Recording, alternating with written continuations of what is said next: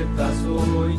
Este mundo no es nuestro, aquí vivimos pero nos iremos. Nuestro mundo es celestial, aquí vivimos pero luego nos iremos.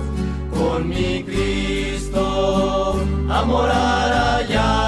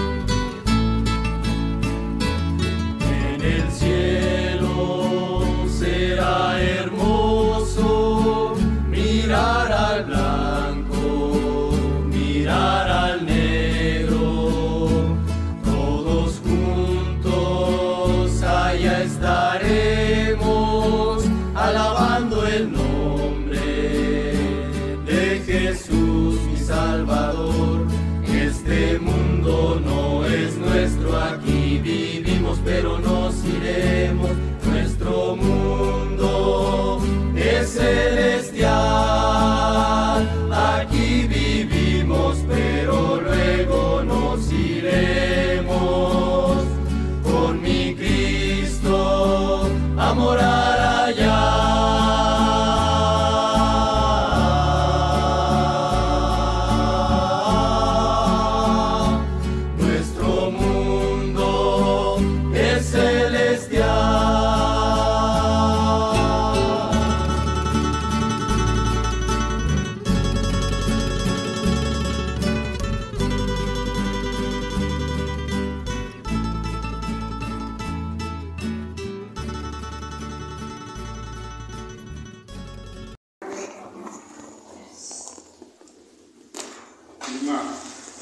Acostumbrado en Monterrey, un día frío, otro día calor, luego sale el sol y luego hace frío. Pero bueno, hermanos, Dios es grande y misericordioso con nosotros y todo nos da, y parte del clima es esta bendición que tenemos de parte de Él. Por favor, acompáñenme en esta mañana a Génesis 36, hermanos. Acompáñenme a Génesis 36, que es donde hoy estaremos llevando el estudio de esta continuación que llevamos de Génesis, hermanos. Si usted se ha dado cuenta, pues ya casi un poquito más de un año con este estudio, y todavía nos faltan algunos capítulos, pero es hermoso ver esta parte de Génesis, conociendo el inicio de un plan de redención que Dios tiene plasmado y tiene considerado. Y hemos llegado a este capítulo 36, hermanos, que pues muchas Biblias, dependiendo cuál use o cuál tengan el sentido, si trae títulos o no trae títulos, pero algunas mencionan que aquí en el capítulo 36 vemos la descendencia de Esaú. Y diríamos, bueno, Esaú, ¿qué tiene que ver Esaú aquí si el elegido es Jacob, verdad? Incluso la semana pasada vimos cómo a Jacob, después de que se purificó, lo han llamado ahora y le ha dicho Dios Padre que va a ser llamado Israel. Pero pareciera que toma una pausa aquí Dios para decir y hablar de la descendencia de Esaú, que vamos a ver en esta mañana cuál es la importancia, hermano. No solo son nombres en la Biblia, no solo son nombres que vienen aquí plasmados de una serie de familias que sin importancia alguna, claro que no, hermanos, tienen alguna razón de ser, de estar en la Biblia. Algo tienen que ver en este plan de redención de Dios y lo vamos a ver en esta mañana. Y como contexto, hermanos, recordemos cómo la semana pasada vimos y Jacob llega a esta tierra prometida después de que venía de la tierra de su suegro. Recordamos cómo venía de la tierra de su suegro y venía preocupado porque pues, lo último que había platicado con su hermano era que lo iba a matar cuando lo viera. Entonces vimos y algo cambió Dios en Esaú, que Esaú al contrario recibe con gozo a su hermano. Y hay una reconciliación. Y después de esta reconciliación entre Esaú y Jacob, viene esa pelea que tiene Jacob con Dios. Que pareciera en la historia que la gana Jacob, pero Dios permite cada cosa que suceda. Entonces viene ahora sí y vemos a un Jacob fortalecido, reconciliado con su familia, con su problema del pasado. Y ahora lo vemos firme en el Señor. Y recordemos ese sube y baja que tiene Jacob, lo tuvo Isaac, lo tuvo Abraham. Pero ahora vemos cómo la semana pasada, cómo a Jacob, la vida de Jacob y su familia da un giro de 180 grados. Jacob no fue a la tierra que Dios le dijo que fuera. Al contrario, Jacob se quedó en Sucot y después en Siquem. Y vimos qué pasó en Siquem, ¿verdad? Vimos qué pasó con estos conflictos que suceden. Ya vimos la semana pasada lo que sucedió con su hija Dina. Veamos y entendamos la situación de él como padre, lo que le sucede a su hija. Y no solo eso, sino qué es lo que ocasiona con sus hijos, con Simeón y Leví. Se convierten en asesinos. Hermanos, Simeón y Leví. ¿Quién es Leví? Que vamos a ver a futuro quién es Leví. La tribu de donde van a descender los sacerdotes del templo del Señor. Pero su padre es un asesino. El plan de misericordia de Dios es grande porque Dios toma a quien quiere como es y lo transforma en el Señor, en alguien útil para el Señor.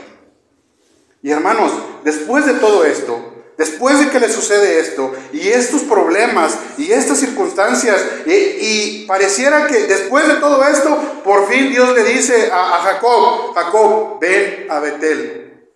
¿Qué tienes que hacer? Nomás, límpiate tú y tu familia y desházate de todos esos dioses. Decía el hermano en la oración, no hay ningún otro Dios.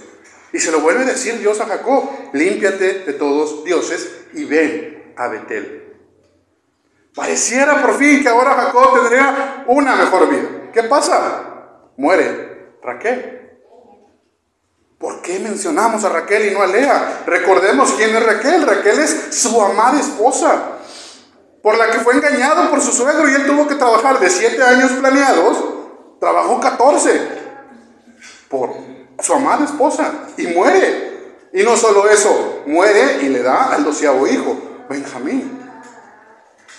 ¿Y qué pasa, hermanos? Continúa y pareciera que bueno, ya pasó, murió mi esposa, pero me dio un hijo y mi 12º hijo. Pero ¿qué pasa? Termina la historia con la muerte de Isaac. Entonces pensemos un poco más en Jacob, no como ese padre de Israel, sino como hombre. Todos estos conflictos que le van sucediendo, hermanos, que le van marcando y que van conflicteando su vida y que él tiene que luchar, y en todas esas circunstancias él tiene que mantenerse firme en el Señor. Hermanos, así es nuestra vida como la de Jacob. No somos padres de naciones, somos bendecidos de esa promesa. Vamos a ver más adelante. Pero así es nuestra vida, hermanos.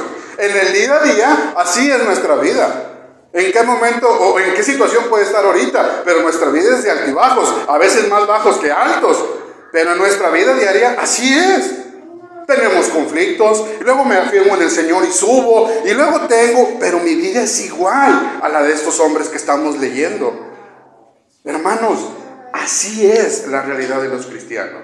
Esa es la realidad de los cristianos. Esta vida que acabamos de ver y que acabamos de ver la semana pasada, como a pesar de que Jacob está firme en el Señor, le suceden cosas, le pasan cosas, porque eso es la vida de un cristiano. Esa es la realidad de un cristiano.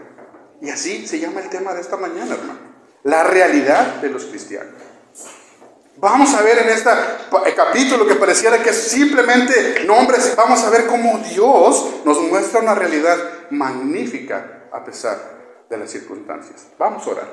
Padre, que en esta mañana tu mensaje sea el que dirija esta predicación. Ayúdame, Padre, y perdóname si en algo te he fallado, pero que en este momento el Espíritu Santo sea el que obre en cada uno de mis hermanos. Ayúdame a mí, Padre, para tener claro y compartir este mensaje. Te pido por aquellos hermanos que no han podido llegar. Tú conoces las situaciones y las razones y te doy gracias por los hermanos que están aquí. Te doy gracias por todo en el nombre de Cristo Jesús. Amén. Y vamos a ir este pasaje de 36, el capítulo completo, lo vamos a ir leyendo paso a paso en esta predicación, hermanos. Y vamos a ir viendo. Entonces, hermanos, después de este contexto, vamos a situarnos en este capítulo de Saúl. Versículo 1, fíjese lo que dice. Estas son las generaciones de Saúl, el cual es Edom. Y hermano, y si usted nunca había leído la Biblia, o no se sabe quién es Edom, lo vamos a ver adelante. Pero Edom juega un rol muy importante en la historia de Israel. Edom juega un rol muy importante para que se cumpla el plan de Dios. Ahorita lo vamos a ver, hermanos. Pero entonces, Edom, esta parte, a pesar de que Saúl no es el elegido, también la importancia que nos muestra es que Saúl es el padre de los edomitas. Esaú es el padre de los edomitas y va a jugar este rol importante. Y hay que recordar dos principios muy básicos, hermanos. ¿Por qué tenemos que estudiar el capítulo 36? Número 1, nosotros tenemos fe en la palabra de Dios. Si alguno no tiene fe en la palabra de Dios, hermano, medite cuál es su fe. Y si tenemos esta fe, entonces, 2 de Timoteo 3, 16, 17. Me gustó cómo lo traduce la NTV. Dice, toda la escritura es inspirada por Dios y es útil para enseñarnos lo que es verdad y para hacernos ver lo que está mal en nuestras vidas. Nos corrige cuando estamos equivocados y nos enseña a hacer lo correcto. Dios la usa para preparar y capacitar a su pueblo para que haga toda buena obra. Por eso hay que estudiar el capítulo 36. Entonces, hermanos, necesitamos creer que toda la escritura está diseñada para glorificar a Dios. Toda la escritura está glorificada para diseñar a Dios. Cada cosa que está escrita tiene alguna parte útil en nuestras vidas, incluso cuando son la descendencia de Saúl. Hermanos, lo dije hace un mes en mi predicación, el Hijo de Dios es el que más necesita de Dios, porque sin Él nada somos. Ser salvos nos recuerda lo dependientes que debemos ser de Cristo Jesús. Dejarle todo a Él, no estar en nuestras fuerzas, no creer en nuestras fuerzas, sino creer en Cristo Jesús. Por eso Jacob era un hombre afirmado en la palabra y fiel al Señor. Por eso su padre Abraham fue considerado el padre de la fe, porque le dijeron algo y él creyó por fe. Por fe, hermanos. Entonces, segundo, hermanos, Dios es fiel a sus promesas. Lo vimos en Génesis 15, del 1 al 6. Después de estas cosas, vino la palabra de Jehová a Abraham en visión, diciendo, no temas, Abraham, yo soy tu escudo y tu galardón, será sobremanera grande. Y respondió Abraham, Señor Jehová, ¿qué me darás? Siendo así que ando sin hijo, y el mayordomo de mi casa es el almacén de Aser. Dijo también Abraham, mira, no me has dado prole, y aquí será mi heredero, un esclavo nacido en mi casa. Luego vino a él palabra que va diciendo, no te heredará sino un hijo tuyo será el que te heredará. Y lo llevó afuera y le dijo, mira ahora los cielos y cuenta las estrellas, y si las puedes contar. Y le dijo, así será tu descendencia. Y creyó a Jehová y le fue contado por justicia. Y hermanos, es importante ver porque aquí se está cumpliendo una promesa de Dios a Abraham. Abraham no la ve, pero usted sí lo lee. ¿Sí entienden la magnificencia de Dios en lo que estoy diciendo? Abraham no lo ve, pero usted sí lo lee. Dios cumple sus promesas. Le dijo a Abraham, serás padre de grandes naciones. ¿Cuántos hijos tuvo Abraham? Conocemos a Isaac, conocemos a Ismael, pero recordemos que tuvo más hijos. Y esos fueron sus hijos, y de esos hijos tuvieron descendencias. Nos enfocamos, recordemos, también hubo una descendencia de Ismael, y la leímos aquí, y un hermano vino a predicar la descendencia de Ismael. Nos enfocamos en la familia principal, de donde va a salir Cristo Jesús, pero le están cumpliendo una promesa a Abraham. Y hermanos, Abraham creyó y le fue contado por justicia. Dios ya tenía un trato, y ya vimos cómo él haciendo ese trato y ese pacto que tuvo con Dios, y como poco a poco Dios lo fue llevando a que él fuera glorificado. Abraham. Pero hermanos, esta historia que está aquí es para que usted se dé cuenta que Dios cumple sus promesas en sus tiempos, en sus maneras y en sus momentos, pero Dios cumple sus promesas. Hermanos, esta mañana vamos a estudiar los puntos. Y estos dos puntos es separarnos del mundo y darnos cuenta que el plan de Dios es perfecto. Porque Dios controla su plan, tú debes aceptar tu realidad. Porque Dios controla su plan, tú debes aceptar tu realidad. Y una esta, ¿qué realidad es? Separarte del mundo. Versículos del 1 al 8, lea conmigo. Estas son las generaciones de Esaú, el cual es Edom. Esaú tomó sus mujeres de las hijas de Canaán, a Ada, hija de Elón, Eteo, a Loibama, hija de Ana, hijo de Zibeón, Ebeo. Y aquí voy a hacer una pausa, hermanos. Estas esposas de Jacob, ¿quiénes son? Una desobediencia de Esaú. Y en la humanidad Esaú quiere corregir, y aquí está su corrección. Y a Basemat, hija de Ismael, hermana de Neboí. Hermanos, recordemos que Esaú, perdiendo su primogenitura, perdiendo la bendición de su padre, él quería agradar a su padre y se dio cuenta que casarse con las mujeres cananeas no era una manera de agradar a su padre. Entonces, en su humanidad intenta corregir y quedar bien con sus padres, no con Dios, con sus padres, casándose con una hija de Ismael, que era medio hermano de su padre. Ada dio a luz a Esaú, a Elifaz, y Basemat dio luz a Reuel. Y a Olibama dio a luz a Jeús, a Jaalam y a Coré. Estos son los hijos de Esaú que le nacieron en la tierra de Canaán. Y Esaú tomó sus mujeres, sus hijos y sus hijas, y todas las personas de su casa y sus ganados, y todas sus bestias, y todo cuanto había adquirido en la tierra de Canaán, y se fue a otra tierra, separándose de Jacob su hermano. Porque los bienes de ellos eran muchos y no podían habitar juntos, ni en la tierra de donde moraban los podía sostener a causa de sus ganados. Y Esaú habitó en el monte de Seir. Esaú es Edom. Y fíjense cómo vuelve a decir, lo dijo en el versículo 1. Las generaciones de Esaú, el cual es Edom, el rojo. ¿Sí recordamos, verdad? Es el rojo. Termina el versículo 8 y dice, Esaú es Edom. Dios nos quiere dejar claro de dónde vienen los edomitas. Hermanos, entonces aquí vemos cómo siguen las consecuencias de las decisiones de Esaú. Esaú está viviendo con sus consecuencias, los cuales hemos visto que no han sido querer agradar a Dios. Dios lo ha usado y Dios ha hecho algo en su corazón que ha prosperado a su elegido, que es Jacob. ¿Por qué? Porque Jacob es hijo de Dios. Por eso Dios le ha pedido solamente algo a Jacob: límpiate y aléjate de dioses ajenos. Límpiate y aléjate de dioses ajenos. Hermanos, no sabemos la razón de la que Saúl decide separarse. Se va al monte de Seir y puede ser por dos razones, hermanos. Una, porque realmente tenían mucho poder, los dos, económicamente hablando, y no podían convivir en el mismo lugar. Pero no sabemos si en el corazón de Esaú él lo estaba haciendo porque había visto y había aceptado que Jacob era el elegido. O dos, Esaú económicamente no quería verse afectado por convivir con su hermano.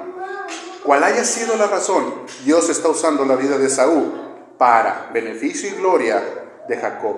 Entonces, hermanos, este conflicto de los hermanos que viene desde que le dijeron a Rebeca, ¿qué le dijeron a Rebeca? Estos gemelos pelean en tu vientre.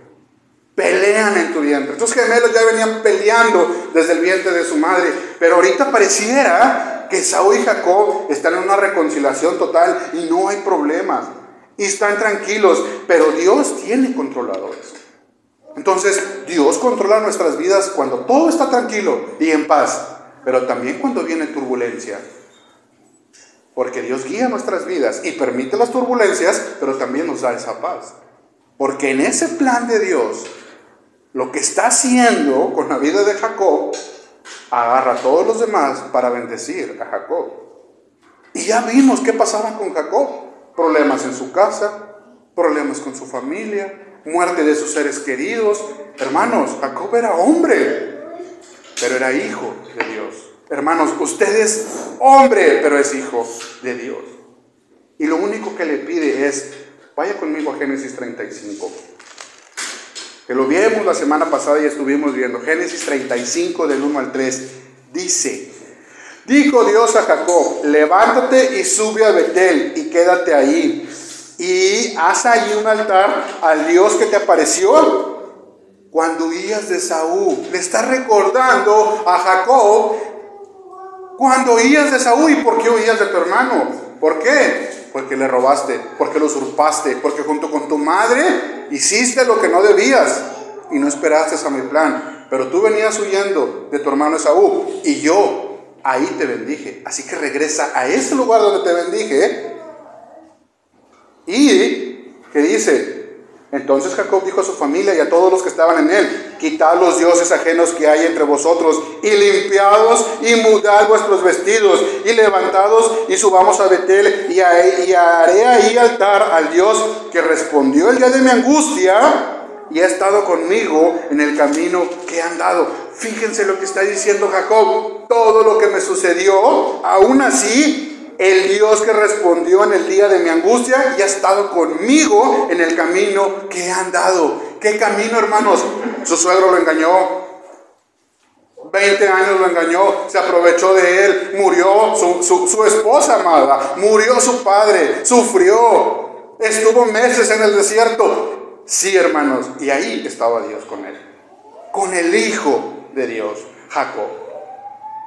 Hermanos, separarnos del mundo como lo está haciendo ahora Jacob, como lo hizo ahora Jacob. Entonces, hermanos, aquí ya Jacob, al terminar el capítulo 35, ya no es llamado Jacob, ahora él es llamado Israel. Y esto, hermanos, nos lleva a nosotros a pensar que nosotros también debemos hacer, mudarnos de ropa, porque ya no somos del mundo, pertenecemos a Dios por medio de Cristo.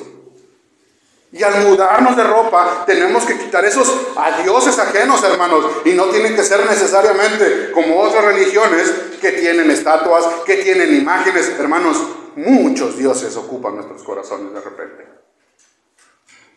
Entonces, hermanos, Dios obra en todo momento y solo pide que tengamos algo hacia Él, que es obediencia. Alejarnos del mundo, hermanos, más que separarnos y aislarnos, y no le voy a hablar a nadie. No, hermanos, nosotros formamos parte de este mundo. Vivimos, usted y yo caminamos y convivimos con los inconversos, pero debemos ser luz para ellos.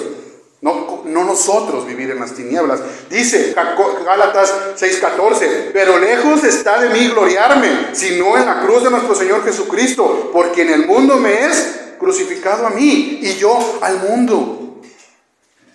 Yo ya fui crucificado con Cristo, pero ahora tengo que vivir para Cristo. ¿Qué dijo el mismo Pablo? Para mí el morir es Cristo y el vivir es ganancia. Si muero es para gloria del Señor, y si vivo es para glorificar al Señor. ¿Y cómo glorificamos al Señor? Separándonos de una manera espiritual de Dios. Y no con eso estoy diciendo, hermanos, que en la práctica nosotros vamos a ser un ser especial o algo. No, hermanos, demostrar que Cristo vive en nuestras vidas en cuestiones muy prácticas. Y esta bendición de ser llamados nuevas criaturas nos invita cada día a separarnos del mundo de una manera en que se refleje que Cristo vive en nuestra vida, que Cristo es el que controla mi vida. Porque, hermanos, cristianos es el concepto de un seguidor de Cristo. Porque cuando relacionamos algo con alguien de un seguidor, ¿por qué decimos cuando son priistas, son de esta manera? Cuando son panistas, son de esta manera. Cuando son obradorcistas, son de esta manera. Cuando son católicos, son de esta manera. Y cuando son cristianos, no, hermano, ahí permítame un momento, hay una mezcla. No, hermanos. Mateo 5:14-16: vosotros sois la luz del mundo. Una ciudad asentada sobre un monte no se puede esconder, ni se enciende una luz y se pone debajo de un almud, sino sobre el caldero, y alumbra a todos los que están en casa. Así alumbre vuestra luz delante de los hombres, para que vean vuestras obras y glorifiquen a vuestro Padre que está en los cielos. Separarnos del mundo no significa escondernos, significa demostrar que somos luz en este mundo de tinieblas. Porque nuestro primer mandamiento, aparte de amar a Dios y amar a nuestros hermanos, también es ir y compartir el Evangelio. Y eso es ser luz del mundo. Compartir el Evangelio es uno. Separarnos, hermanos, incluso de lo más básico, en que nuestra mente no se deje guiar por dinero, por terrenos, por carros, por joyas. Hermanos, en lo material también hay que separarnos. Y no me refiero a que no tenga nada, hermano, y que sea un monje tibetano que va a vivir. No, hermano. Estoy diciendo que lo material no controle su vida. Como dijo el hermano en la oración cuando estábamos para las ofrendas, porque dar de corazón, no por mandato, aunque lo deberíamos de hacer, porque es un mandato diezmar, pero dar de corazón, porque Él es el proveedor de todo lo que a mí me da. Cuando entendemos eso, cuando entendemos que todo lo que tenemos es nosotros a un nivel espiritual con Dios, estamos más cerca de buscar a Dios y nuestra convivencia de Dios, y todo lo demás será añadido, y todo lo demás vendrá. Hermanos, seamos luz del mundo, pero también, hermanos, parte de ser y separarnos del mundo es no empezar a aceptar cosas que para el mundo son normales. Hermanos, ahorita es muy normal escuchar cosas como el aborto, como el homosexualismo, matrimonio entre ellos, entre sexos iguales, familias homosexuales adoptando hijos, hermanos. Y nosotros somos tibios ante eso, cuando el Señor es claro. ¿Y cuál es el concepto de la familia de Dios? Hombre y mujer.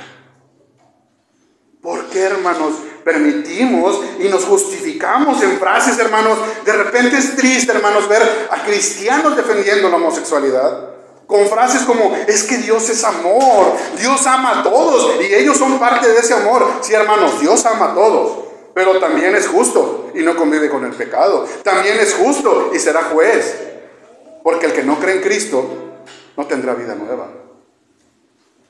Y cuando uno cree en Cristo, obedece los mandamientos de Dios. Hermanos, no podemos navegar en el mundo creyendo que podemos ser ese cristiano tibio en el mundo. Debemos separarnos, en el sentido debemos ser tajantes en lo que Dios ordena y en lo que nosotros ejecutamos. Hermanos, debemos ser conscientes y tratar de defender a Dios glorificado.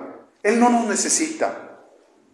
Él no nos necesita para glorificar su nombre, pero qué bendición es cuando nosotros participamos de esa bendición. Primera de Juan 5, versículos del 9 al 11, dice: si recibimos el testimonio de los hombres, mayor es el testimonio de Dios, porque este es el testimonio con que Dios ha testificado acerca de su Hijo. El que cree en el Hijo de Dios tiene el testimonio en sí mismo. El que no cree en Dios le ha hecho mentiroso, porque no ha creído el testimonio de Dios ha dado acerca de su Hijo. Y este es el testimonio, que Dios nos da vida eterna, y esta vida está en su Hijo. Hermanos, no hay cristianos a medias. No hay cristianos tibios, como decía, no recuerdo qué pastor lo dijo. No hay cristianos tibios. O eres hijo de Dios o eres hijo del mundo. Y el Hijo de Dios es muy claro, y el Hijo del Hombre es muy claro. Cuáles son sus objetivos, cuáles son sus metas y cuáles son los logros que quieren en cada uno de ellos.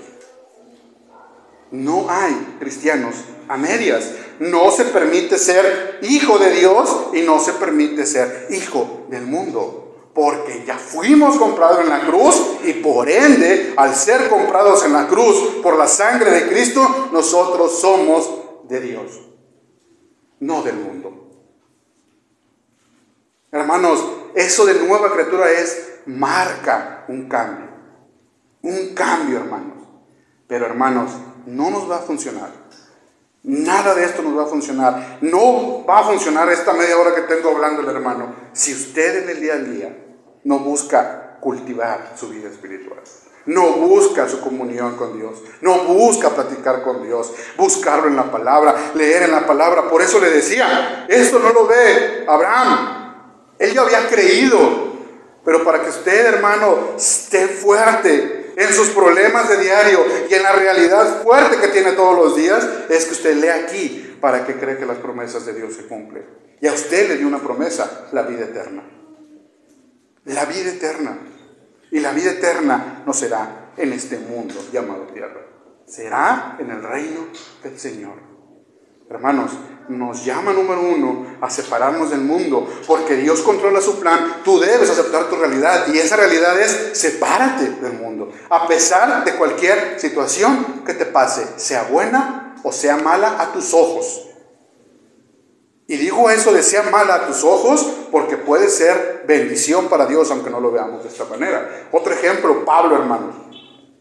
Pablo, nosotros vemos cómo es, y todos tenemos donde Pablo es un gran apóstol, él predicó, pero en la situación de Pablo, él estuvo en la cárcel. Y en esa cárcel, él escribió cartas, hermanos, cartas que usted hoy lee. En ese momento Pablo podía pensar que eso era malo ante los ojos humanos, pero él entendía que era para obra de Dios. Y la obra de Dios nosotros hoy la estamos viendo, leyendo esas cartas de la cárcel. Porque eso que Pablo estuviera en la cárcel era bueno, porque era perfecto para el plan de Dios, aunque para Pablo en lo físico fuera doloroso. Esa es nuestra realidad, hermanos, y no estamos excluidos. Estos personajes de la Biblia son iguales a nosotros. Son hombres que sufrieron, son hombres que están peleando, son hombres, y lo único que nos demuestran estos hombres que están aquí es que se aferraron a alguien, que es a Dios. Aferrarnos a Dios, y eso nos va a separar del mundo, porque Dios controla su plan. Tú debes aceptar tu realidad. Número 2, esta realidad de que el plan de Dios es perfecto. Versículos del 9 al 43. Hermanos, aquí vamos a ver la historia de Edom, que pasa de clanes familiares. Así estas cabañitas que tenía Abraham, recordamos cómo decía que Abraham vivía en cabañas, y en una tenía a sus esposas y a sus concubinas, y en otra cabaña tenía a otra esposa y otra concubina, no las tenía mezcladas. Eran los hijos, pero no estaban mezcladas. Pero aquí vemos cómo Edom pasa de estos clanes familiares a tribus, y posteriormente pasan a ser monarquías, incluso antes que Israel. ¿Y esto por qué es importante, hermanos? Porque si nos vamos más adelante, recordemos que pidió el pueblo de Israel: danos reyes como los demás. Cuando el Dios del pueblo de Israel era Dios, ellos pidieron un Dios humano, un rey humano. Hermanos, esto es importante. Aquí el pueblo creció mucho en política y en comercio. De hecho, Edom era una parte importante del comercio en aquellas épocas, porque estaban ubicados justamente donde se conectaba África con la Tierra Media. Edom era el centro. Económicamente era importante. Ya vimos, políticamente, de ser una tiendita, pasó a ser una monarquía. Pareciera que Dios bendice hasta al que no es su hijo, porque lo inmaterial no es lo importante. Hermanos, vaya conmigo, versículo 9, versículo del 9 al 14 dice: estos son los linajes de Saúl, padre de Edom, en el monte de Seir. Estos son los nombres de los hijos de Saúl: Elifaz, hija de Ada, mujer de Saúl; Reuel, hijo de Basemán, mujer de Saúl. Y los hijos de Elifaz fueron Temán, Omar, Sefo, Gamad y Cenaz. Y Timna fue concubina de Elifaz, hijo de Saúl, y ella le dio a luz a Amalek. Estos son los hijos de Ada, mujer de Saúl. ¿Y por qué mencionan a Amalek, hermanos? Porque Amalek es el padre de los amalecitas. ¿Y quiénes son los amalecitas, hermanos? Vamos a ver adelante que los amalecitas fueron una tribu que cómo peleó con el pueblo de Israel. Que incluso el pueblo de Israel a veces quería ser como los amalecitas, hermanos. Magnífico el plan de Dios. Como vemos en una descendencia todo lo que Dios va enlazando una cosa con otra, una cosa con otra, en un plan perfecto. Hermanos, sigue y sigo leyendo. Los hijos de Reuel fueron Ab, Sera, Sama y Misa. Estos son los hijos de Basemán, mujer de Saúl. Estos fueron los hijos de Aholibá, mujer de Saúl, hija de Ana, que fue hijo de Zibeón. Ella dio luz a Jeús, a Jalam y Coré, hijos de Esaú. Y aquí, hermanos, fíjense cómo empieza la descendencia. Y ahora empiezan las familias. Y aquí voy a hacer un contraste con las familias, las tribus y la monarquía de Israel. Las familias, versículos del 15 al 19. Estas familias dicen: estos son los jefes entre los hijos de Esaú, hijos de Elifaz, primogénito de Esaú. Los jefes: Temán, Omar, Sefo y Cenaz, Coré, Gatam y Amalek. Estos son los jefes de Elifaz en la tierra de Edom. Estos fueron los hijos de Ada, y estos son los hijos de Reuel, hijo de Esaú. Los jefes: Naat, Sera, Sama y Misa. Estos son los jefes de la línea de Reuel en la tierra de Edom. Estos hijos vienen de Basemat, mujer de Esaú, y estos son los hijos de Aholibama, mujer de Esaú. Los jefes Jeús, Jalam y Coré. Estos fueron los jefes que salieron de Aholibama, mujer de Esaú, hija de Ana. Estos pues son los hijos de Esaú, y sus jefes es Eledón. Y hermanos, aquí están las familias de Esaú, pero son familias que no son elegidas por Dios. Las familias elegidas por Dios, y a pesar de que tenían un progreso político, económico y social, Dios no los eligió. Dios no los buscó. Buscó y amó a Jacob, y aborreció a estas familias. Y hermanos, y aborrecer a estas familias no es en el sentido de que las odie, las menosprecie. En el sentido espiritual es: eligió a Jacob, y sobre Jacob serán bendecidos todos los demás. Y hermanos, lo eligió a usted. Lo eligió a usted. Segunda parte, versículos del 20 al 30, empiezan las tribus. Y algo que es importante que ver, hermanos: Jacob tiene 12 hijos, que son las 12 tribus. Esaú tiene 6 hijos, a la cual le nacen, ahorita vamos a ver, 12 nietos, que ahora son las tribus de Edom. Hay un contraste, hermano, porque lo de Esaú, el progreso de Esaú, aunque económico y político y social es importante, no está en el plan de Dios. Pero sí acá, cuando vemos la vida de Jacob, que tiene 12 hijos, y una de ellas es Dina, pareciera: ¿dónde están los 12 varones? Después vemos cómo nace Benjamín, que es el 12avo de la tribu, porque están en el plan de Dios, a pesar de que Raquel murió. Hermanos, dice, versículos del 20 al 30, síganme: estos son los hijos de Seir, Oreo. Aquí, hermanos, ya están hablando ya no de la familia específica de Edom como tal, sino de la descendencia de Seir. Ya están hablando, como dicen, como si dijeran los que nacieron en Guadalupe. ¿Sí? Conocemos que los padres fundadores, por ejemplo, aquí en la ciudad de Monterrey, son los que están en los nombres de las calles. No, es que ellos fundaron la ciudad, y es que los Garza y ellos fundaron la ciudad. Pero de ahí se generaron mucha descendencia, es lo que aquí dice. Estos son los hijos de Seir. Ahora ya pasan a ser tribus. Moradores de la tierra: Lotán, Sobal, Zibeón, Ana, Dison, Eser y Disán. Estos son los jefes de los Oreos, hijos de Seir en la tierra de Edom. Los hijos de Lotán fueron Ori y Emam y Timna, fueron hermanas de Lotán. Los hijos de Sobal fueron Albán, Manatán, Ebal y Sefo y Onam. Y los hijos de Zibeón fueron Aja y Ana. Ana es aquel que descubrió los manantiales en el desierto cuando apacentaba los asnos de Zibeón, su padre. Y aquí hay otra enseñanza, hermanos. Otra enseñanza.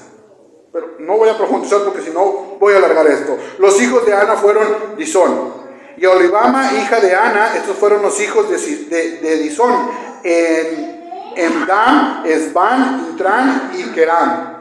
Y estos fueron los hijos de Ser: Bilán, Sabán y Acán. Y estos fueron los hijos de Disán: Uz y Arán.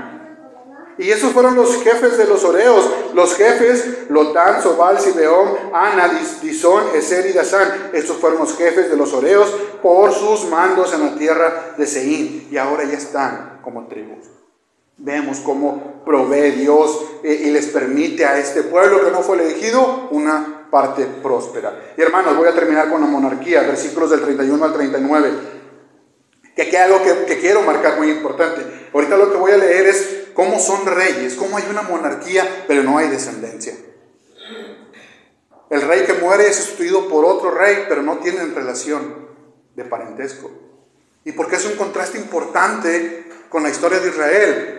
Porque del rey David vendrá el Señor Jesucristo. Entonces necesitamos que haya descendencia. Y vamos a ver en Reyes y vamos a ver en Crónicas cómo son los peores reyes. Cada vez van haciendo la descendencia de David y el que sigue es peor que el anterior. Pero de esa descendencia vendrá el Salvador. Por eso es importante la descendencia. Y en la descendencia de Esaú no lo hay. Fíjense lo que dice, versículos 31. Y los reyes que reinaron en la tierra de Edom, antes de que reinase el rey sobre los hijos de Israel, y vuelven a aclarar, antes de que Israel pidiera rey, los edomitas ya eran una monarquía. Fueron estos: Bela, hijo de Beor, reino en Edom, y el nombre de su ciudad fue Dinaba. Murió Bela y reinó en su lugar Jobab, hijo de Sera, de Bosra. Murió Joab, y en su lugar reinó Husam, de tierra de Tenam. Murió Husam y reinó en su lugar Adam, hijo de Bedad, el que derrotó a Madián en el campo de Moab, y el nombre de su ciudad fue Avid. Murió Abam y en su lugar reinó Samla de Masreca. Murió Samla y reinó en su lugar Saúl de Rebot, junto al Éufrates. Murió Saúl y en lugar suyo reinó Baal Anán, hijo de Acbor. Y murió Baal, hijo de Abcor, y reinó Adar en su lugar suyo, y el nombre de su ciudad fue Paú, y el nombre de su mujer Metabel, hija de Matred, hija de Mesab. Versículo 40, y estos son los nombres de los jefes de Saúl por sus linajes, por sus lugares y sus nombres. No hay descendencia. No hay algo, cada quien reinó con ciudad diferente. Y hermanos, cuando vemos el contraste con Israel, ¿cuál es ese contraste? Que Israel eran 12 tribus que se dividen después en Judá y en Israel, que eran el resto de las 11 tribus, pero el punto, o de donde todo partía, tenía que ser Jerusalén. Porque Israel era un pueblo bendecido, mientras que Saúl no iba a tener este pueblo bendecido. El plan perfecto de Dios, hermanos, va a iniciar desde que Dios lo diseñó.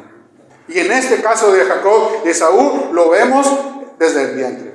Los gemelos peleando. Y esto prosigue, hermanos. Por desobediencia, por situaciones que Dios permite, Israel termina esclavizado en Egipto.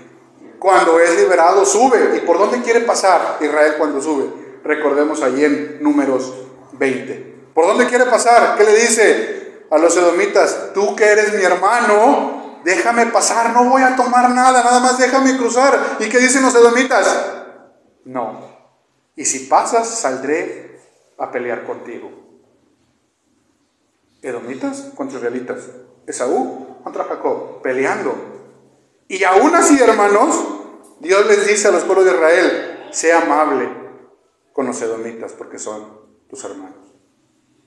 Pero también, cuando yo decía, hablamos de un Dios amoroso, aquí vemos un Dios amoroso cuando le dice: no le hagas nada a los edomitas. Pero también tenemos un Dios de justicia, porque Abdías, profeta que viene más adelante, ¿viene a qué? A profetizar la destrucción de Edom.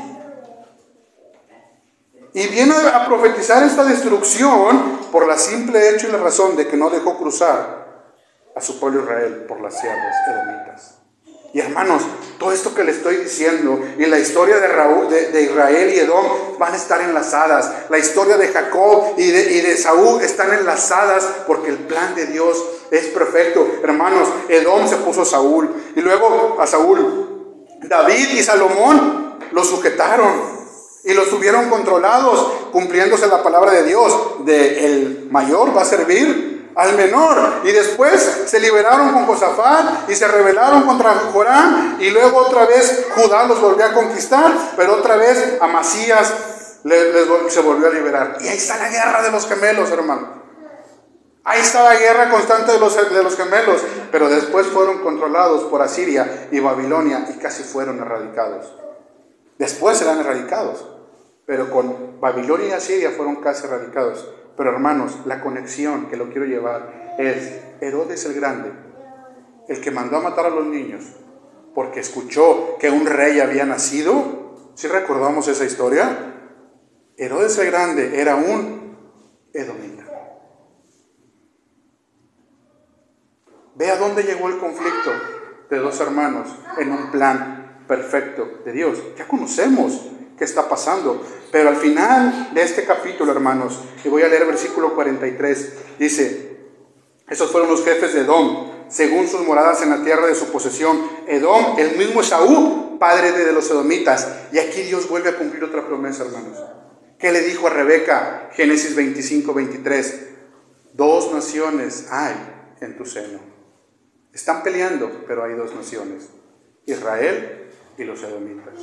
Hermanos, este plan, esto que les acabo de decir, es un breve resumen del Antiguo Testamento. Es, ahora sí, como dicen los Highlands, un resumito pequeño, hermanos, porque hay muchas más cosas que ver, pero eventos importantes que, hermanos, si esto no nos anima a creer en el plan perfecto de Dios, en una descendencia, capítulo 36, que muchas veces, incluso a mí me pasó, lo pasé por alto.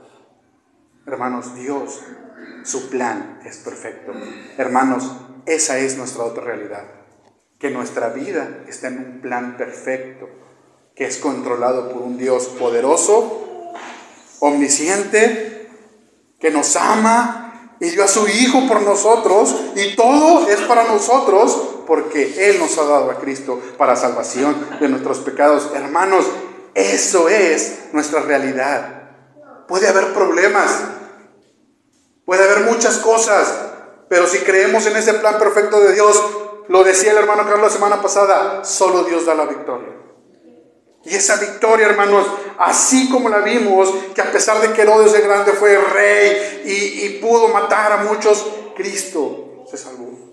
Cristo era el plan, Cristo era el objetivo, y por Cristo es que nosotros podemos ser llamados hijos de Dios. No importa esta realidad, el plan de Dios siempre va a ser mejor, porque Dios va a controlar nuestras vidas, nos va a dar muchos beneficios, pero en el camino, hermanos, esta guía que nos da, esta manera de que vivimos en ese sendero, por más, hermanos, por más que ese sendero del cristianismo parezca estrecho, tenebroso, lleno de piedras y lento para avanzar, hermanos, ese camino no es el más corto, téngalo por seguro. Tampoco es el más largo, no es el más cómodo, pero es el camino de Dios.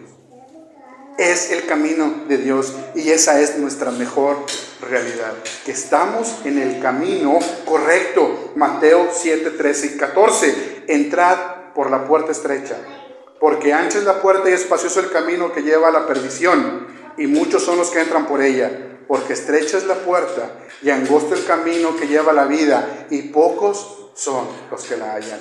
Y hermanos, y pocos son los que la hallan, somos nosotros. Gracias y gloria a Dios que nos ha dado esta salvación, hermanos. Así que esa es nuestra realidad. Juan 1, versículos del 9 al 13. Dios controla nuestras vidas porque somos sus hijos. Dice: aquella luz verdadera que alumbra a todo hombre venía a este mundo. En el mundo estaba y en el mundo por él fue hecho, pero el mundo no le conoció.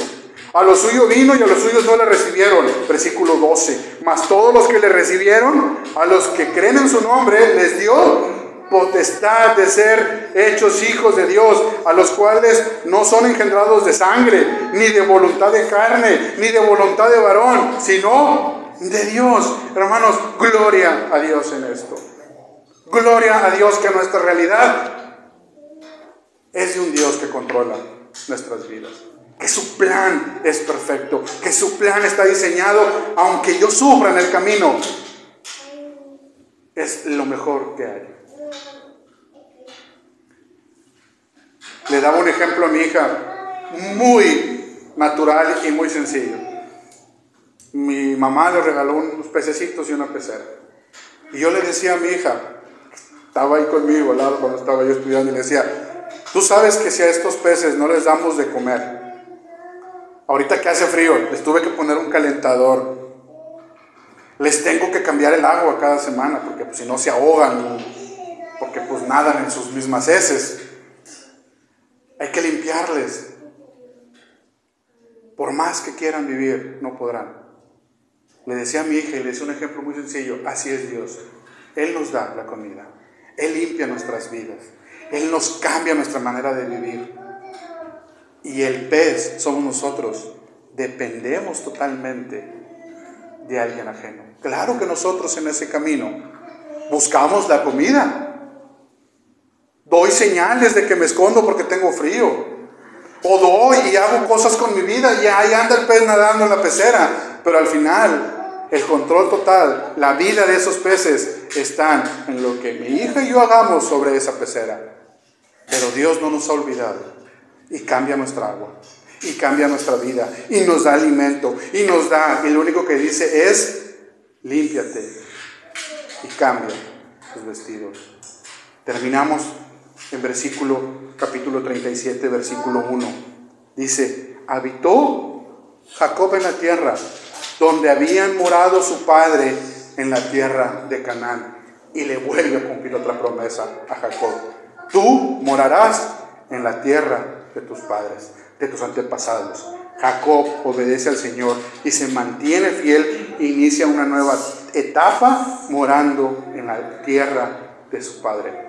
A pesar de todo lo que vimos en el capítulo 35, todo lo que hemos visto en los capítulos anteriores, Jacobo, que ahora es Israel, obedece al Señor y se mantiene fiel y ahora mora en la tierra prometida por el Señor.